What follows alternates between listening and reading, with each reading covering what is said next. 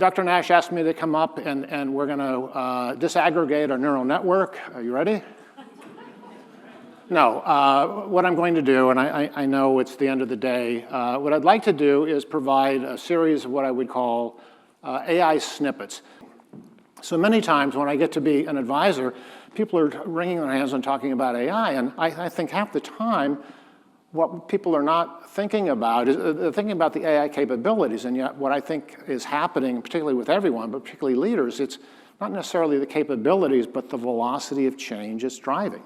So economists talk about something known as linear growth, and essentially the way that works is, and it's the way the world normally works, by the way, so there's some new technology, it produces incremental value, and from the time that's created, I thought someone was breaking out in song. Okay. From the time technology is created, drives some incremental value, there's a gap between when it is created and when adoption starts. And then as adoption starts kicking in, there's another small gap between adoption and the policymakers running to catch up to put policies in place. This is the way everything's geared to work. It's predictable, it's steady state. But just think about what's been happening in the last year. Economists also have something called the exponential growth curve. So they talk about it, mathematicians have formulas to calculate it, but essentially exponential growth is when something's happening, it goes faster as it gets bigger. When that happens, it starts out looking like linear change, and all of a sudden we have this hockey stick. So that's what I think we're in. Now, the good news about exponential growth, economists tell us, is it doesn't last forever, and eventually it goes back to linear growth. But when that's happening, it just feels like everything's inside a tornado. I believe AI has a PR problem. If you think about, okay.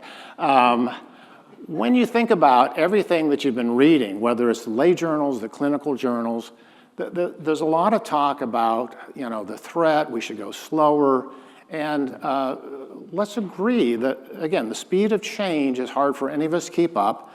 There are a lot of things we have to figure out, and we will. We'll find the guardrails, but we should also be talking about what I call the existential opportunity. I get so tired of everyone talking about the existential risks. I mean, to the point where when I hear about the existential risk of AI, the redneck part of my brain says, wait a minute, hold my beer. Let's talk about imminent risk, not existential. Americans are among the least healthy people in the rich world and among the most likely to die early. That doesn't sound existential. That sounds very real and imminent. In America, maternal death rates in black women is 243% higher than white women? Really? I mean, imagine being a black woman wanting to start a family, knowing that. And oh, by the way, our track record today is worse than we started keeping records in 1918. And I think everyone agrees, 1918 is probably not the halcyon days for women's issues or black Americans. Why is this? Finally, and there was a great article in the New York Times a month ago that pointed out a lot of the challenges that I know you probably are all facing and trying to work on, but the thing that caught my eye was their coverage of how we are very poor in the mismanagement, I'll call it that, personal opinion, of diabetes in America. Because of that, I think in part, the United States is a global leader in avoidable amputations. I mean, really? So my belief is this. I believe healthcare is a very noble cause. It has significant challenges. Listening to some of your speakers today, oh my God. We have significant challenges that will not be solved by the way we think and we work today, which to me is where artificial intelligence comes in. So I've had the privilege of working in a lot of places, including Singapore. I'm actually working with a company right now that's working with the Ministry of Health, where Singapore has the worst problem of diabetes anywhere in Asia. A couple of years ago, and the government's the payer and the provider, they literally declared war on diabetes. They're doing all kinds of things on the preventive side, but the thing that I'm really impressed with is there's a US-based company that's making use of AI and what's known as advanced nudge theory, where they've gone in and they haven't used EMR data. They went into citizen data and they identified of the 5 million Singaporeans, which ones had the highest risk of being pre-diabetic moving to diabetic. So they picked a subset of more than 100,000 They're using these advanced nudge theories, real-time data on each citizen, and guess what? The early indications are they're slowing the growth from pre-diabetic to diabetic. Now, that's a quality win to me, but if you're the Singapore government, the moment someone crosses from pre-diabetic to diabetic, it costs them $8,000 a year for as long as those people are alive. So think about our ability to take that and be proactive in actually managing diabetes rather than waiting until we can become the #1 leader in preventable amputations. That's the power of AI. My favorite chapter in my last book is called Intelligent Aging is Healthcare's Moonshot. When you look at the fact that every 15 seconds in America, someone turns 65, the average data shows they use 3 times the amount of healthcare as those under 65. You've already been talking about the workforce crisis. Let's just ratchet that out a decade. If nothing changes, how's that going to work?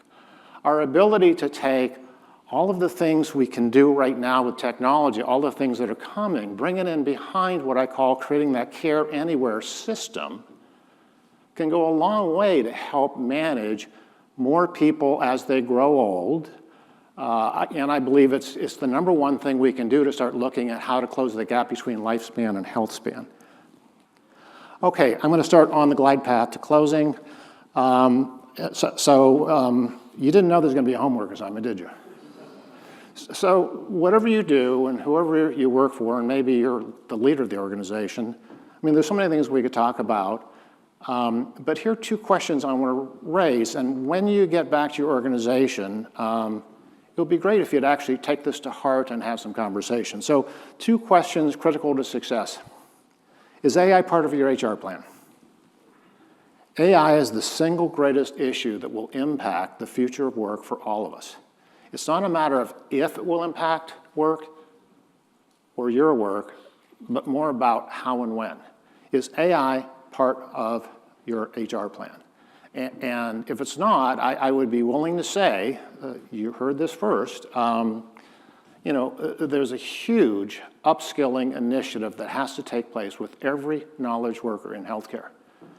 Those who do that first and do that well are going to have a great competitive advantage, whether it's being more efficient or back to that. How do you not only retain workers, but how do you become that talent magnet where people say, boy, that's the place I want to be? The second thing is AI part of your DEI plan? I love getting with organizations, and I always like to get to whoever's the head of diversity, equity, and inclusion in their programming and have them talk about what they're doing, and they're doing great work. And then I pose this question, is AI part of your DEI plan? So many of the things that are the biases and inequities in the real world are starting to cross over into the digital world through things like algorithms. We have the ability to solve for that much easier than eradicating the biases and inequities that exist in humans. So many times, people are very proud of their DEI programs, but if you're not incorporating AI into that discussion and into your programming, to me, it's kind of like squeezing on a balloon. It's like, yeah, I got it here, and it's going to pop up somewhere else. Is AI part of your DEI plan? If there's one thing you remember about this talk, it's this. We're having the wrong narrative. In healthcare, AI is not about technology, it's about empowerment. It's about restoring clinicians and consumers to be better at what they care about. So to me, that's the thing I'd like to leave you with, have you think about. There are many others talking about the existential risks.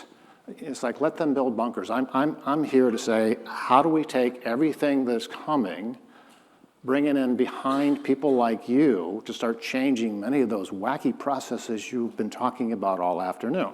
So great opportunity, but don't just take my word. I'm actually going to give the last word to one of my favorite physician leaders, a guy by the name of Eric Topol. Some of you may know Eric. He's the head of Scripps Research.